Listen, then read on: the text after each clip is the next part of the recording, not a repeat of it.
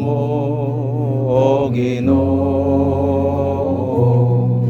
magligon unta sa among pagtuo, o gagaka kami sa pagtuman sa imong mahal nga kasugoan.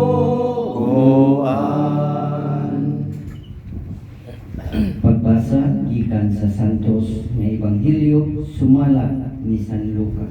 Iyaw ikaw, Ginoo. Sa nagpadulong si Jesus sa Jerusalem, niagi siya sa utlanan sa Samaria o Galilea. Samtang nagpaingon siya sa usa ka balangay, isugat siya og napulo kasanlahon. Nagpaantaw sila og naninggit, "Jesus, magtutudlo, kaluy intawon kami." Nakakita kanila si Jesus ug miingon, "Lakaw ug pahiling kamo sa mga pari." Samtang diha pa sila sa dalan, nangaayo sila.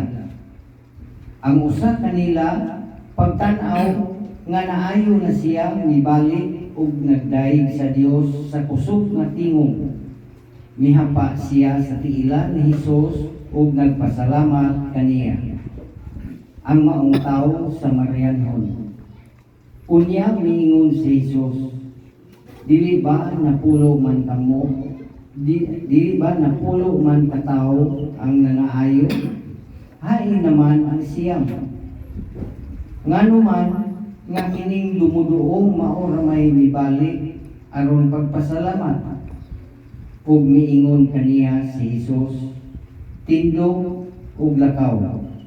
Ang imong pagtuo mao'y nakaayo kanimo." Mga igsoon, ang Ebanghelyo sa Ginoo. Daygon ikaw, Kristo.